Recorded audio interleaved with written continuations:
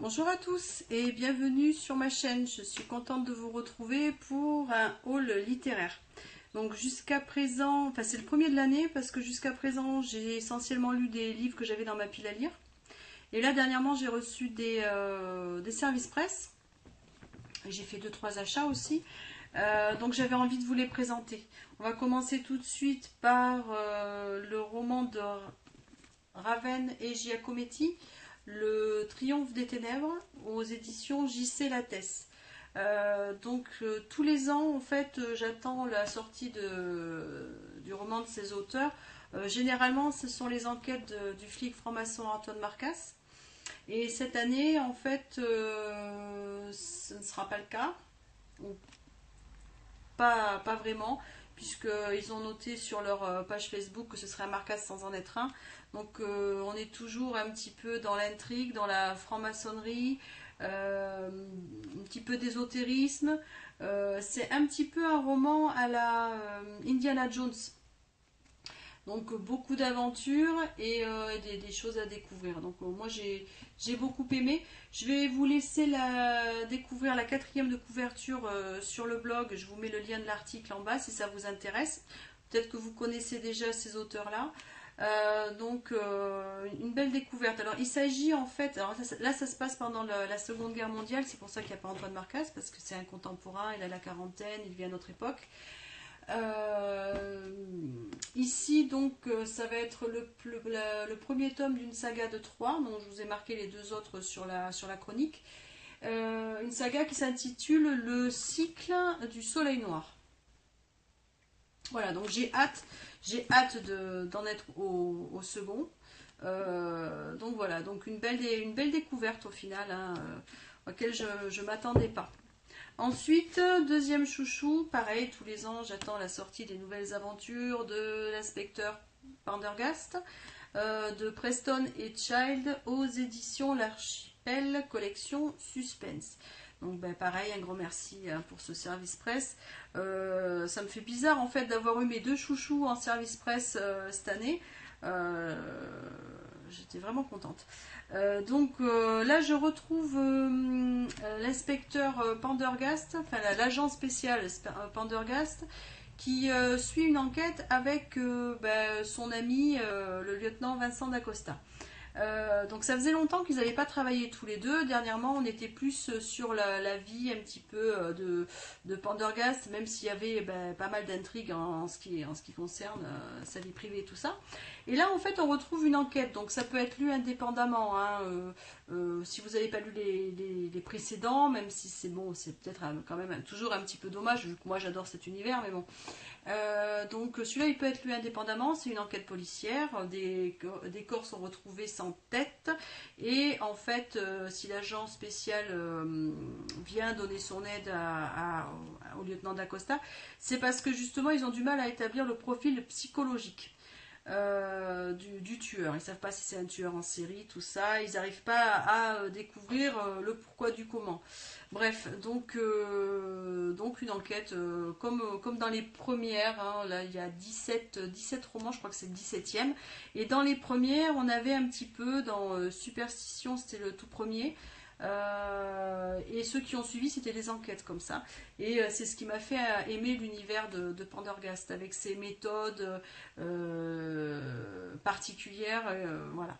Donc pareil, j'ai fait la chronique, vous aurez la quatrième de couverture sur la chronique et ainsi que mon avis si vous voulez en savoir plus. Ensuite en service presse, donc là c'est aux éditions Actu SF, maison d'édition que j'aime beaucoup, dont j'aime beaucoup l'univers.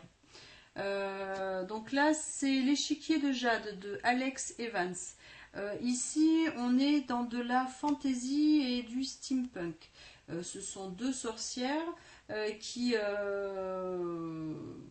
mènent des enquêtes. Hein. Même si elles se défendent d'être des détectives, au final, elles se retrouvent à mener des enquêtes.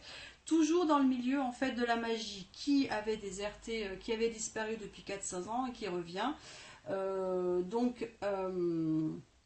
Ça, c'est le deuxième opus parce qu'il y avait déjà eu un premier.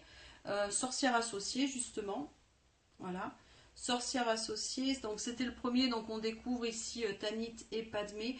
Alors deux sorcières qui sont diamétralement opposées, mais qui sont complémentaires. Hein. Dans une ville, Jarta, qui est une ville portuaire, très, très libre dans sa manière de penser et qui est dominée par l'argent. Voilà, donc en gros c'est ça. Donc ici, dans cet opus-là, il va être question donc du vol de l'échiquier de Jade et de l'apparition d'un démon qui n'aurait rien à faire là. Donc voilà. Donc là c'est ma lecture en cours, hein, j'ai le marque-page juste là et j'ai été vraiment super contente de retrouver cet univers. Euh, voilà, donc là par contre je vous rajouterai la chronique une fois que je l'aurai faite. Hein. Ensuite, de la même maison d'édition, j'ai le plaisir de découvrir le guide. Le guide Lovecraft. Alors Lovecraft, H.P. Lovecraft, je pense que tout le monde le connaît quand même plus ou moins. On sait que c'est le papa de Cthulhu. Mais en même temps, on n'en sait pas plus que ça. Moi, j'ai croisé son personnage dans un épisode de Murdoch. Je ne sais pas si vous connaissez la série canadienne. Qui se passe au début XXe siècle, hein, dans la ville de Toronto. Vraiment un personnage, bon, à cette époque-là il était jeune hein, dans la série. Il faisait partie d'un groupe de gothique. Donc pour l'époque ça fait assez spécial. Et en fait avant de me mettre à lire le Necronomicon, j'avais envie de découvrir un petit peu mieux la personne, quoi, l'auteur. Et donc voilà, donc je sais que pour avoir lu le guide des fées, je sais que les fiches normalement sont très bien faites. Alors je ne sais pas encore sous quelle forme, hein. Je vous dirai ça dans ma chronique. Normalement, les guides sont concis et en même temps ils fourmillent de détails avec des liens ou si vous avez envie d'en savoir plus pour pouvoir vous informer. Donc voilà, deuxième service presse pour les éditions Actu SF. Ensuite, on passe au roman que j'ai acheté. Et donc, je prépare ma pile à lire pour cet été, vu que j'ai déjà lu le Pendergast et le Marcas, comme je vous ai présenté.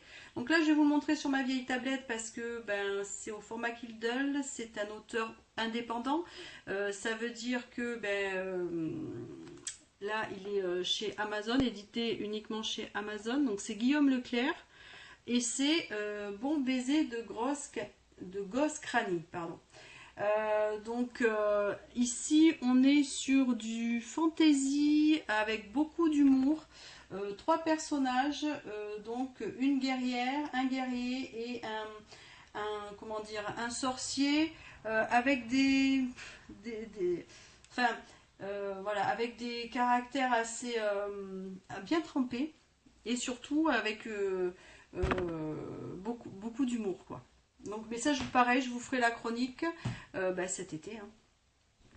Et ensuite, voilà, Smog of Germania. Donc, on est toujours sur du steampunk. Moi, vous savez que j'adore, depuis que j'ai découvert le steampunk, j'adore ça. Ici, ça se passe, donc, Germania, ça va être une ville plutôt d'Allemagne.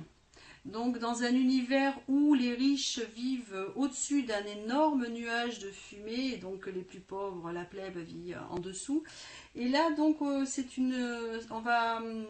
personnage principal ça va être Victoria, la fille de l'empereur, qui va découvrir de terribles secrets et de terribles complots. Enfin bref, donc une aventure sous fond de steampunk. Comme je disais, donc collection Helios. La collection Helios, c'est la collection de poche des éditions Actu SF, mais pas que. Actu SF, je vous l'ai déjà expliqué dans une chronique. En fait, c'est le collectif des indés. Il y a donc les éditions Nemos avec Actu SF et les moutons électriques.